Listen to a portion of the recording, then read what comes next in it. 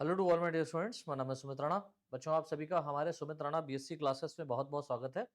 जैसा कि आप सभी लोग जान रहे हैं कि हम लोग यहाँ पर क्लास 12th की बायोलॉजी लेकर के चल रहे हैं, जिसमें इंपॉर्टेंट क्वेश्चन आंसर हम लोग देख रहे थे।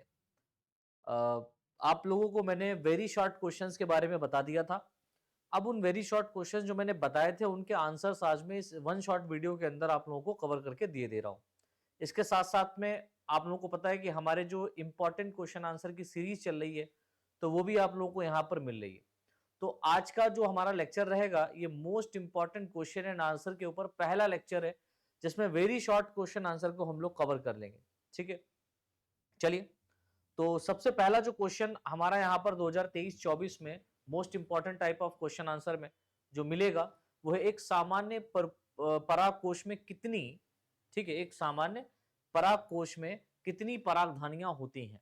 ये क्वेश्चन आप लोगों से पूछा जा सकता है, तो इंपॉर्टेंट है, इसको थोड़ा सही से समझिएगा। देखिए, लिखा हुआ है एक नॉर्मल एंथर में मुख्यतः 4 पॉलन शेक होते हैं। ठीक है, एक सामान्य प्रकार की परागधानी की बात हो रही है। डिफरेंट टाइप के जो प्लांट्स होते हैं, एंजियोस्पर्मिक, जिम्नोस्पर्मिक, उनकी बात नहीं हो रही। एंजियोस्पर्म के स्पेशली लेवल में बात करी जा रही है कि जो सामान्य तौर पर परागकोश होता है, उसपे कितनी परागधानियां होती हैं। ठीक है, how many pollen sacs are there in a normal anther. तो इसको डायग्रामेटिक ढंग से अगर आप देखना चाहें तो कुछ इस तरीके से देखेंगे। ये एक हमारा स्ट्रक्चर जो है, ये एंथर का है। ठीक है, एंथर मतलब बोले तो हम इसको सीधे ये कह सकते हैं कि ये एक प्रकार का एंड्रोशियम है। ठीक है, एंड्रोशियम है, मेल फिलामेंट इसको हम कह सकते हैं। और एंड्रोशियम में आप देख रहे हैं, एंड्रोशियम का यूनिट क्या होता है? स्टेमन। तो एक ये स्टेमन है, ठीक है, स्टेमन है, जिसमें ऊपर की तरफ एंथर है, ठीक है, और नीचे की तरफ फिलामेंट है। फिलामेंट का कोई लेना देना नहीं है, और फिलामेंट और एंथर को जोड़ के रखता है कौन? कनेक्टिव। हम एंथर की बात कर रहे हैं। देखो, दो इस तरीके से, एक दो एंथर है और दो इसके पीछे जस्ट ऐसे होंगे, 3 4, यानी 4 एंथर होते हैं। तो जब इसको कट किया जाएगा, तो कट करने के बाद में कुछ इस तरीके से दिखेगा। ठीक है, जिसमें सेंटर में आप देख रहे हैं 4 पॉलन शेक पाए जा रहे हैं। कितने? 4 पॉलन शेक पाए जा रहे हैं। और ये क्या है? एक एंथर है। और इसी पॉलन शेक के अंदर पॉलन ग्रेन्स का क्या होता है बेटा? निर्माण होता है, फॉर्मेशन होता है। ठीक है, तो ये क्वेश्चन अगर आपसे पूछा जाए कि एक सामान्य परागकोश में कितनी परागधानियां होती हैं, तो आप कहेंगे सर एक सामान्य परागकोश में निम्नलिखित 4 या मुख्य रूप से 4 परागधानियां, दैट मींस पॉलन शेक होते हैं। ठीक है, चलो नेक्स्ट क्वेश्चन की बात करें तो नेक्स्ट क्वेश्चन हमारा है, अनिषेक फलन की दो प्रमुख विशेषताओं का उल्लेख कीजिए। Mention two main characteristics of parthenogenesis. ठीक है, अनिषेक फलन, पार्थेनोकार्पी भी आप इसको बोल सकते हैं। पार्थेनोकार्पी की दो प्रमुख विशेषताओं का उल्लेख कीजिए। तो दो मुख्य जो विशेषताएं हैं वो कौन कौन सी? तो सबसे पहली विशेषता है कि इस प्रक्रिया में बिना फर्टिलाइजेशन के फ्रूट यानी फल का निर्माण होता है। याद रखना, पार्थेनोकार्पी कहने का मतलब होता है कि ऐसी प्रक्रिया जिसमें बिना निषेचन, विदाउट फर्टिलाइजेशन के कोई प्लांट क्या करता है? फ्रूट का फॉर्मेशन कर देता है। ठीक है, पहली विशेषता। दूसरी विशेषता क्या है कि इसके द्वारा बने फलों में, यानी कि जो इस पार्थेनोकार्पी के द्वारा जो फ्रूट का फॉर्मेशन होता है, इनमें बीज का निर्माण नहीं होता है। ठीक है, सीड का फॉर्मेशन नहीं होता है, याद रखिएगा। नेक्स्ट, जैसे हम बनाना की बात करते हैं, तो बनाना, केला एक जो है पार्थेनोकार्पी का ही उदाहरण है। अनिषेक जनन, अब क्वेश्चन आता है अनिषेक जनन। अनिषेक फलन और जनन दोनों हो सकता है। फलन की बात हो रही तो प्लांट होगा, जनन की बात हो रही तो एनिमल्स में होगा। तो अनिषेक जनन किसे कहते हैं? ठीक है, व्हाट इज अ पार्थेनोजेनेसिस? तो आप कहेंगे सर, जब किसी जंतु में बिना निषेचन, किसी पादप में बिना निषेचन के क्या बन जाए? फल बन जाए। लेकिन यहां पर क्या है? बिना किसी जंतु में बिना निषेचन क्या हो जाए? एग से जंतु का निर्माण हो जाए। यहां पर स्पर्म भाग नहीं करेगा। तो किसी जंतु में बिना निषेचन किए हुए एग से जंतु का निर्माण होता है या किसी ऑर्गेनिज्म का निर्माण होता है, ठीक है, विकास होता है, तब ऐसी प्रक्रिया को अनिषेक जनन, पार्थेनोजेनेसिस कहते हैं। ठीक, जैसे हम फॉर एग्जांपल में लिख सकते हैं हनी बी। ठीक है, और यहां पर हम लोग एग्जांपल में लिख सकते हैं बनाना, केला। ठीक है, चलो नेक्स्ट क्वेश्चन क्या हमारा? फर्टिलाइजिंग तथा एंटी फर्टिलाइजिंग प्रक्रिया पर टिप्पणी लिखी है। ठीक है, right a note on A fertilizin and anti fertilizin. क्या होता है फर्टिलाइजिन और एंटी फर्टिलाइजिन?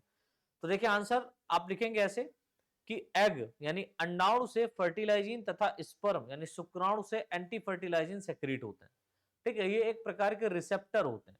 अगर आप स्पर्म्स को देखें तो स्पर्म के ऊपर कुछ इस तरीके से रिसेप्टर पाए जाएंगे जो लॉक एंड की का काम करते हैं, जिसे हम लोग क्या कहते हैं, एंटी फर्टिलाइजिन। और एग के मेम्ब्रेन के चारों तरफ, ठीक है, इस तरीके से क्या पाया जाता है, फर्टिलाइजिन पाया जाता है। लेट्स सपोज फर्टिलाइजिन, जब ये स्पर्म इस एग से फ्यूजन करेगा तो फ्यूजन करने से पहले ये एक दूसरे को जांचेंगे, पहचानेंगे। जैसे एक चाबी किसी एक विशेष प्रकार के ताले को ही खोल सकती है, या एक ताला किसी विशेष प्रकार के चाबी से ही खुलता है। ऐसा नहीं कि हर ताले में हर चाबी लग जाए, एक मास्टर की होती है वो अलग, उसको छोड़ दें अगर, या हर चाबी किसी ताले में लग जाए, ऐसा नहीं है। एक ताला एक चाबी से खुलता है, ठीक है। बिल्कुल उसी तरीके से एक स्पीसीज का स्पर्म उसी स्पीसीज के एग को फर्टिलाइज कर पाएगा, और ये स्पर्म और एग के बीच में जो कम्युनिकेशन है इसको डेवलप करता है इसके अंदर पाए जाने वाले फर्टिलाइजिन और एंटी फर्टिलाइजिन, ठीक है, इनका सेक्रेशन। देखिए लिखा हुआ, या एक प्रकार का रिसेप्टर्स होते हैं, ठीक है, जो कि या किसी एक ही स्पीसीज के मेंबर में स्पर्म व एग के फ्यूजन में सहायता करते हैं, ठीक है।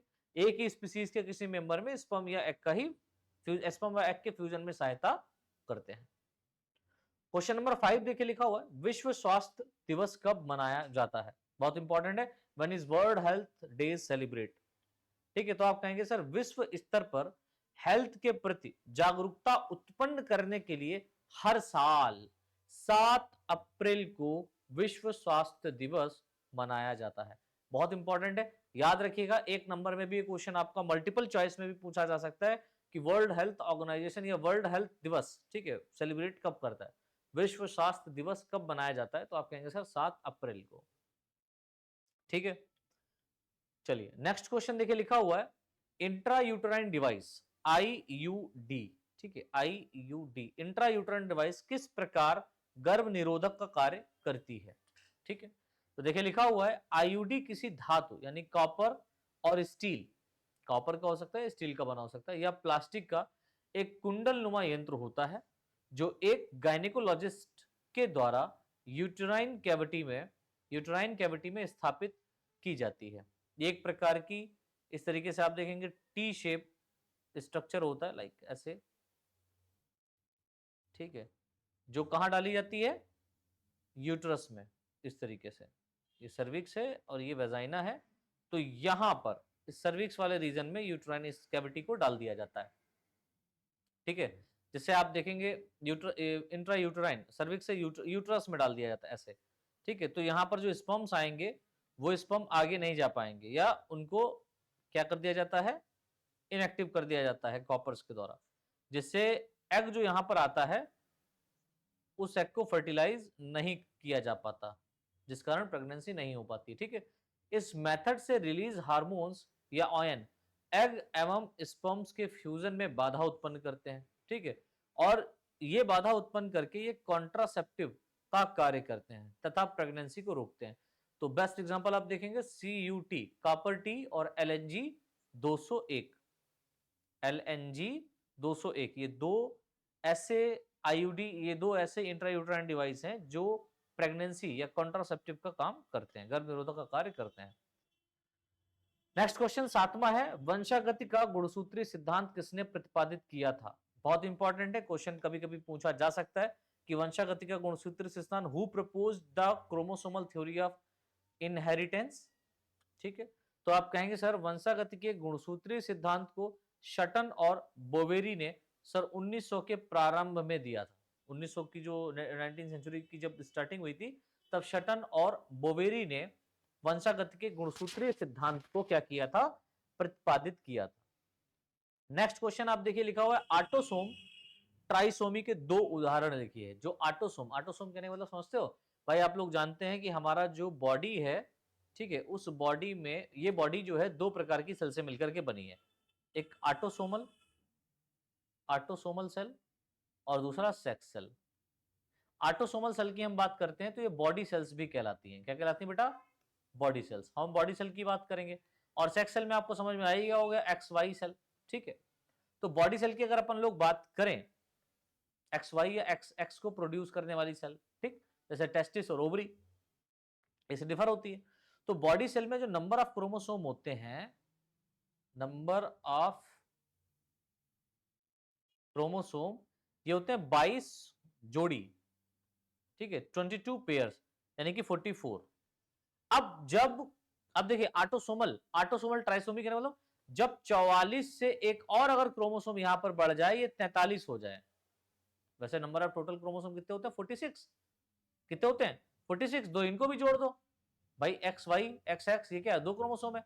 जब इनको भी आप जोड़ देंगे तो +2 बराबर 46 हो जाएंगे, ठीक।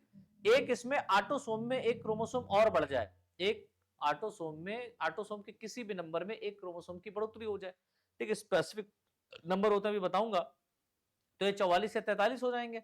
43 ऑटोसोम और 2 सेक्स क्रोमोसोम, टोटल कितने हो जाएंगे? 47। जब बॉडी के अंदर 47 क्रोमोसोम हो जाएंगे, तब ऐसी कंडीशन को ट्राइसोमी कहते हैं। और ऑटोसोमल ट्राइसोमी कहने का मतलब क्या होता है कि बॉडी बनाने वाले यानी दैहिक गुणसूत्रों में जब एक क्रोमोसोम बढ़ जाए, ठीक है। तो उदाहरण क्या है? तो सबसे पहला उदाहरण है बेटा down syndrome. Down syndrome, down syndrome क्या होता है?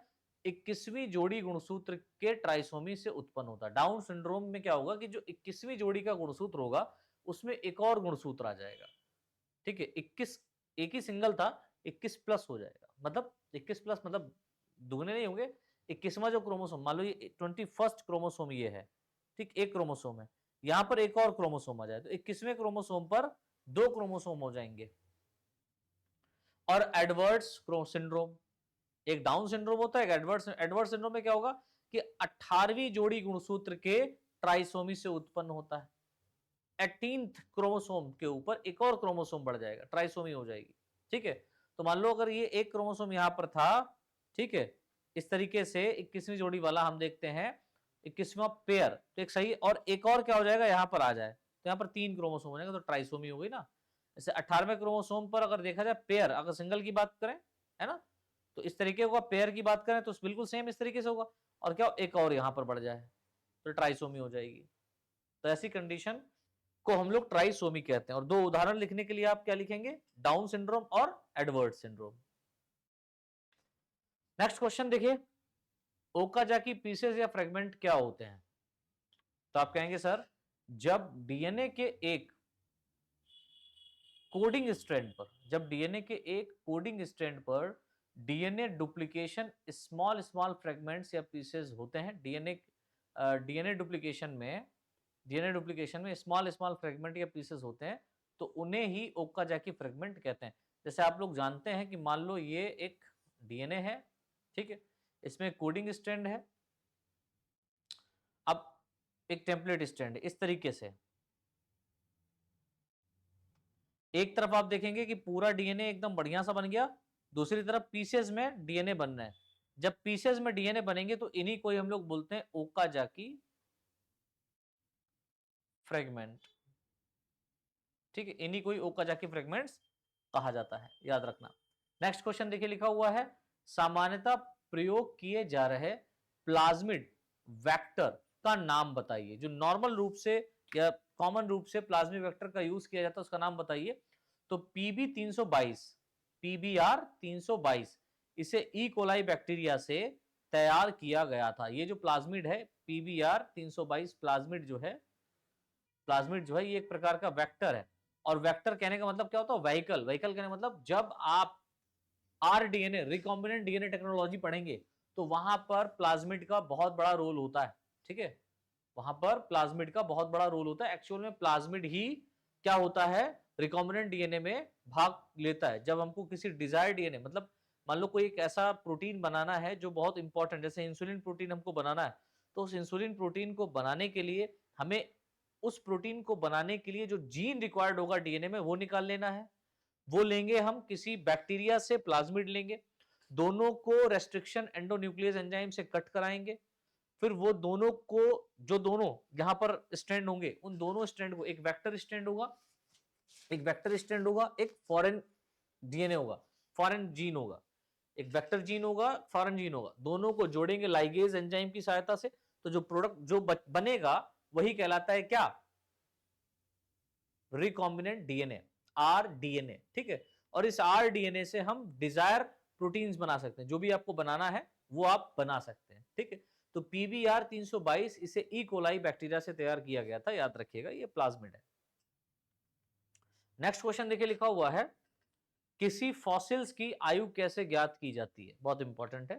तो आप कहेंगे सर फॉसिल्स की आयु ज्ञात करने के लिए radio carbon dating, uranium lead और पोटेशियम आर्गन डेटिंग मेथड का यूज करते हैं। तो इन तीनों मेथड को याद कर लीजिएगा, radio carbon dating method, uranium lead method और पोटेशियम आर्गन डेटिंग मेथड का यूज करते हैं। नेक्स्ट क्वेश्चन देखिए बच्चों, लिखा हुआ है कि मिलर ने अपने प्रयोगों में कौन कौन से पदार्थ तथा कितने अनुपात में लिए थे, बहुत इंपॉर्टेंट है। तो which substance and in what properties proportions did millers right use in his experiment. तो आप कहेंगे सर मिलर ने अपने प्रयोग में मैथेन गैस को लिया था, ठीक है, अमोनिया को लिया था और हाइड्रोजन को लिया था, और इनका जो रेशियो रखा था वो रेशियो था 2:1:2, 2:1:2, याद रखिएगा, अनुपात में लिया था। नेक्स्ट क्वेश्चन मैंने आप लोगों को बताया था कि रेबीज का संचरण किसके द्वारा होता है, तो उसका आंसर होगा बेटा रेबीज का संचरण संक्रमित कुत्ते के काटने से होता है। जो इन्फेक्टेड डॉग होता है जिसको रेबीज होता है उसके काटने से ये ह्यूमन में या चाटने से, इसके चाटने से भी ह्यूमन में फैल सकता है। नेक्स्ट क्वेश्चन है मलेरिया के कारक व वाहक का नाम लिखिए, बहुत इंपॉर्टेंट है। मलेरिया का कारक और वाहक इन दोनों के नाम पूछे जाते हैं। तो मलेरिया का जो कारक है उसको हम लोग बोलते हैं प्लाज्मोडियम वाइवेक्स। क्या बेटा? Plasmodium vivax. और मलेरिया का जो वाहक है वो फीमेल एनोफिलीज मॉस्किटो, इसके काटने से फैलता है। फिर वहीं हम बात करते हैं फाइलेरिया के कारक व वाहक का नाम लिखिए, है ना। तो फाइलेरिया का कारक क्या होगा? वुचरेरिया बैनक्रफ्टाई। वुचरेरिया बैनक्रफ्टाई ये एक प्रकार का निमेटोड्स है, ये निमेटोड्स है। और फाइलेरिया का वाहक क्या होगा? तो फीमेल क्यूलेक्स मॉस्किटो, ये याद कर लेना, इंपॉर्टेंट है। नेक्स्ट क्वेश्चन, पाश्चुरीकरण किसे कहते हैं, है ना। पाश्चुरीकरण किसे कहते हैं? What is pasteurisation? तो आप कहेंगे सर दूध को 62.8 डिग्री सेल्सियस पर 30 मिनट या 71 डिग्री सेल्सियस पर 15 सेकंड के लिए गर्म करके तेजी के साथ ठंडा करने से अधिकांश बैक्टीरिया नष्ट हो जाते हैं, और इसी प्रक्रिया को हम क्या कहते हैं? पाश्चुरीकरण कहते हैं। यानी कि बैक्टीरिया को किसी सब्सटेंस में नष्ट करना या किसी सब्सटेंस से नष्ट करना या सब्सटेंस में जो बैक्टीरिया पनप रहे उनको नष्ट करना पाश्चुरीकरण कहलाता है, और दूध इससे फटता नहीं है। नेक्स्ट क्वेश्चन आपका है कौन सी गैसें बायोगैस का निर्माण करती हैं, ठीक है। तो इसका आंसर देख लीजिए, मैथेन हो गई, कार्बन डाइऑक्साइड हो गई और हाइड्रोजन सल्फाइड हो गई। ये सारी की सारी गैसें आपस में मिलकर के बायोगैस का निर्माण करती हैं। फिर हम लोग 18वां क्वेश्चन देखते हैं, जैव प्रौद्योगिकी से आप क्या समझते हैं? भैया बहुत इंपॉर्टेंट है, अगर जैव प्रौद्योगिकी ना होता तो आज की डेट में जो दैनिक जीवन में, दैनिक दिनचर्या में जितनी सरल चीजें हो गई हैं ये ना हुई होती। बहुत सारी हैं, जब जैव प्रौद्योगिकी आप चैप्टर पढ़ाएंगे तब वहां पर समझेंगे। देखिए लिखा हुआ बायोटेक्नोलॉजी वह तकनीक है, जैव प्रौद्योगिकी वह तकनीक है जिसमें ऑर्गेनिज्म या प्राप्त एंजाइम का उपयोग करते हुए मनुष्य के किसी उपयोगी उत्पाद या प्रक्रमों का विकास किया जाता है, ठीक है। मनुष्य के किसी उपयोगी उत्पाद या प्रक्रमों, ठीक है, इनका क्या करते हैं? हम विकास करते हैं, उसे बायोटेक्नोलॉजी कहते हैं। नेक्स्ट, एंजाइम हिंद थर्ड में H, IN, D और थर्ड से क्या मतलब है, क्या तात्पर्य है? तो आप कहेंगे सर H से हो गया हीमोफिलस, इन से हो गया इन्फ्लुएंजी। तो haemophilus influenzae gram negative pleomorphic coccobacillus bacteria होता है ये, ठीक, ग्राम नेगेटिव प्लियोमार्फिक कोकोबैसिलाई बैक्टीरिया है ये। कौन सा? Haemophilus influenzae. और इसमें डी और थर्ड कहने का मतलब होता है कि डीएनए के हीमोफिलस इन्फ्लुएंजी का जो यहां पर जीन लिया गया है वो डीएनए के थर्ड सीक्वेंस को काटता है। भाई हीमोफिलस इन्फ्लुएंजी से जो रेस्ट्रिक्शन एंजाइम बनाया गया है, ये किसी भी डीएनए में जो थर्ड सीक्वेंस होती है, डीएनए की जो तीसरी सीक्वेंस होती है उसको काटता है, कट करने का काम करता है, इसीलिए इसको हिंद थर्ड कहते हैं। इसका बहुत बड़ा रोल है बायोटेक्नोलॉजी में। नेक्स्ट है बायोपायरेसी क्या होती है ना। नेक्स्ट क्वेश्चन आपका है बायोपायरेसी क्या है। देखो बायोपायरेसी, पायरेसी कहने का मतलब ये हो गया चोरी करता, और बायो कहने का मतलब बायोलॉजिकल लेवल पर, यानी कि ऑर्गेनिज्म या जीवित चीजों की हम चोरी करते हैं। मतलब मुर्गी चोरी करके ले गया तो वो बायोपायरेसी नहीं यार, कहने का मतलब क्या है समझो। मल्टीनेशनल कंपनी व दूसरे ऑर्गेनाइजेशन द्वारा किसी राष्ट्र या उससे संबंधित लोगों से बिना व्यवस्थित अनुमोदन, यानी बिना उसके अप्रूवल या क्षतिपूरक भुगतान, ठीक है, कंपनसेशन पेमेंट के जैव संसाधनों, बायोलॉजिकल रिसोर्सेस का उपयोग किया जाता है, तब ऐसी घटना को, तब ऐसी चीजों को बायोपायरेसी कहते हैं। ठीक है, बायोपायरेसी कहते हैं, कहलाता है। नेक्स्ट, की स्टोन प्रजाति किसे कहते हैं भाई। की स्टोन प्रजातियां कौन सी होती हैं, तो देखिए व डोमिनेंट स्पीसीज, ऐसी प्रभावी स्पीसीज जो क्लाइमेट के सभी चेंजेस के लिए उत्तरदायी होती हैं। क्लाइमेट में यदि कोई चेंजेस हो रहा है, वातावरण में तो कोई चेंजेस हो रहा है, उसके लिए वो उत्तरदायी है, तो उन्हें की स्टोन स्पीसीज कहते हैं। ठीक है, नेक्स्ट, लिंडेमान का ऊर्जा प्रवाह संबंधी नियम क्या है भाई। लिंडेमान ने अपना एक 10% रूल दिया था, 10% एनर्जी का रूल दिया था, वो क्या रूल है, तो देखिए लिखा हुआ है लिंडेमान्स 1942 के ऊर्जा संबंधी नियम के अनुसार प्रत्येक ट्रॉफिक लेवल, यानी कि जो आप इस तरीके से पिरामिडिक लेवल पर, ये जो ट्रॉफिक लेवल होते हैं 1 2 3, सबसे ऊपर कंज्यूमर बैठा होता है चौथा नंबर पे, तो प्रत्येक ट्रॉफिक लेवल में जो 10% ऊर्जा अगले ट्रॉफिक लेवल, मान लो यहां पर 10%, यहां पर 100% ऊर्जा है, ठीक है, ये यहां से केवल 10% ऊर्जा यहां ट्रांसफर होगी, 10% ऊर्जा यहां पर ट्रांसफर होगी, यहां से 10% ऊर्जा यहां पर ट्रांसफर होगी। तो जो 10% रूल ये जो दिया था, ये किसने दिया था, लिंडेमान ने दिया था। तो लिंडेमान के ऊर्जा संबंधी नियम के अनुसार प्रत्येक ट्रॉफिक लेवल की लगभग 10% ऊर्जा अगले ट्रॉफिक लेवल को ट्रांसफर होती है, तथा 90% जो एनर्जी होती है वो ट्रॉफिक लेवल की बायोलॉजिकल एक्टिविटी में खर्च हो जाती है। ठीक है, ये बात बताई थी लिंडेमान ने। 23rd क्वेश्चन है, 23वां क्वेश्चन है, पोषण स्तर किसे कहते हैं, ट्रॉफिक लेवल किसे कहते हैं। तो आप कहेंगे सर इकोसिस्टम के सभी जीव अपने आहार स्रोत के आधार पर आहार श्रृंखला में एक विशेष स्थान ग्रहण करते हैं। इकोसिस्टम के जितने भी ऑर्गेनिज्म हैं, वे सभी प्रकार के ऑर्गेनिज्म अपने आहार स्रोत के आधार पर, मतलब जिनका जैसा लेवल है, फूड कंज्यूम करने का जो लेवल है, भाई बहुत सारे लोग कैसे होते हैं, शाकाहारी होते हैं, बहुत सारे मांसाहारी होते हैं, बहुत सारे बोथ होते हैं, है ना, कार्निवोरस होते हैं।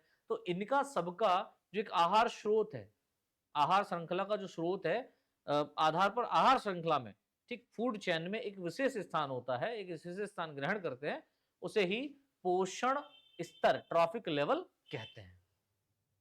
समझ में आ गया।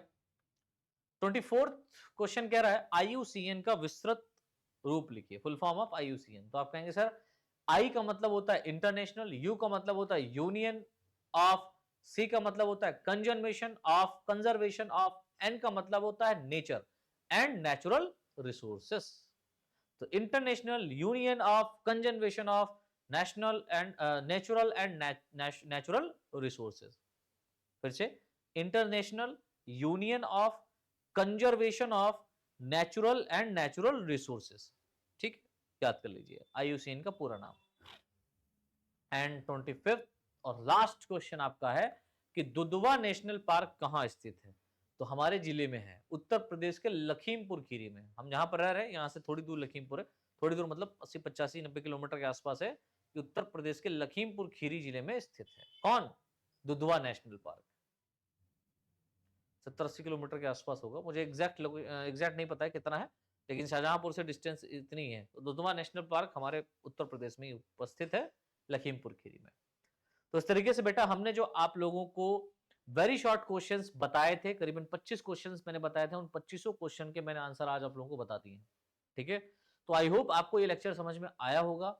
आया है तो ज्यादा से ज्यादा इसको शेयर करिए, लेक्चर को लाइक कर लीजिए। जितने भी हमारे 12th स्टैंडर्ड के बच्चे हैं, जो हिंदी मीडियम के हैं, इंग्लिश मीडियम के हैं, दोनों के लिए एक बहुत अच्छा हम लोग यहाँ पर ये क्रैश कोर्स लेकर के आए हुए हैं, जहां पर आपको इंपॉर्टेंट क्वेश्चन आंसर की पूरी सीरीज कराई जाएगी, जिससे आप अपने एग्जाम की तैयारी बेहतर तरीके से कर सकते हैं, आप अपने इसी YouTube channel SR academy classes में। ठीक है, तो आप लोगों ने अगर अभी तक चैनल सब्सक्राइब नहीं किया, चैनल सब्सक्राइब कर लो यार। सब्सक्राइब करोगे तभी यहाँ पर जब भी जो भी वीडियो लेक्चर लेकर के आऊँगा आप लोगों तक वो सबसे पहले मिलेगा। और जो लोग हमारे टेलीग्राम ग्रुप में नहीं जुड़े, टेलीग्राम ग्रुप में जुड़ जाइए। टेलीग्राम ग्रुप के लिंक हमने यहाँ पर दे रखा है, वीडियो के डिस्क्रिप्शन में आपको मिल जाएगा। तो क्लिक करके आप सीधे टेलीग्राम में ज्वाइन कर लीजिए, वहाँ पर इसकी पीडीएफ फाइल भी हम प्रोवाइड कर देंगे। तो जो भी क्लास यहाँ पर चलेगी उनकी तमाम पीडीएफ फाइल्स आपको हमारे टेलीग्राम ग्रुप के ऊपर मिल जाएगी। ठीक है, तो इस तरीके से बेटा वेरी शॉर्ट क्वेश्चंस हमने 1 तारीख को अपलोड करने के लिए कहा था, लेकिन नया साल था, बिजी रहे, कोई बात नहीं। आज की डेट में हम इसको अपलोड कर रहे हैं और जो हमारे इंपॉर्टेंट की पॉइंट्स चल रहे हैं उनको भी आप लोग पढ़ते चलिएगा, वहां से आपके मल्टीपल चॉइस क्वेश्चंस बनेंगे। ठीक है, तो आज के लिए इतना ही। बहुत बहुत धन्यवाद, मिलते हैं नेक्स्ट लेक्चर में कल की डेट में।